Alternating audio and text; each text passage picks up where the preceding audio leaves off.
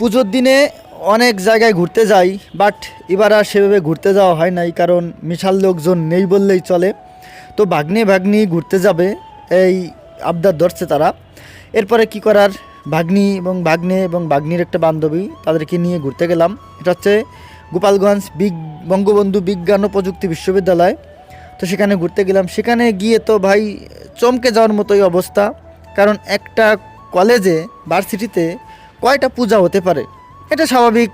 কল্পনা করেন ওখানে গিয়ে যে মিনিমাম 20 থেকে 25টা পুজো, মানে 20 থেকে 25টা প্রতিমা ওখানে করেছে, এবং প্রত্যেকটা ডিপার্টমেন্ট, অর্থাৎ এক ডিপার্টমেন্টে এক এক জায়গায় পূজা করেছে, সিরিয়াল দিয়ে যদিও, বাট তারা আলাদা আলাদাভাবে পূজা করেছে। এদের মেইন যে মন্দির সেটাও আছে, বাট তারা ডিপার্টমেন্ট ভিত্তিক আলাদা আলাদা পূজা করছে। দেখুন এই যে যেদিকে তাকাবেন সেই দিকেই শুধু মা সরস্বতীর প্রতিমা।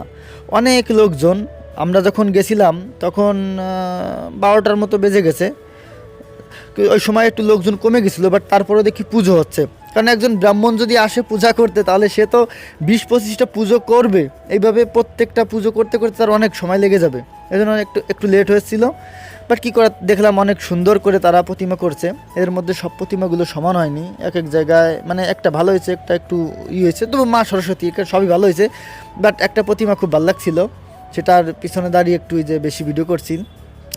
তো এটা হচ্ছে বিজ্ঞান ও প্রযুক্তি বিশ্ববিদ্যালয়। এখানে যারা এই উদ্যোগটা নিয়েছে যে এক এক ডিপার্টমেন্টে আলাদা আলাদা করে পুজো করছে, এটা আমি জানি না কতটা ভালো হয়েছে। কারণ একটা মন্দিরে যদি সবাই মিলে পূজা করা হয় তাহলে কিন্তু বিষয়টা আমার মনে হয় আরও ভালো হয়। বাট এরা আলাদা ডিপার্টমেন্ট আলাদা আলাদাভাবে পূজা করেছে, প্রসাদ দিয়েছে। এটা কে কীভাবে মানে কোনভাবে দেখতেছে সেটা আমি জানি না, যার যার ব্যক্তিগত ব্যাপার। স্যারের হয়তো বা এইভাবে ভালো লাগছে তাই করছে। তবে দেখতে ভালো লাগছে যে অনেকগুলো প্রতিমা একবারে দেখা গেছে। তবে একসাথে পূজাটা হলে আমার মনে হয় বেশি ভালো হতো।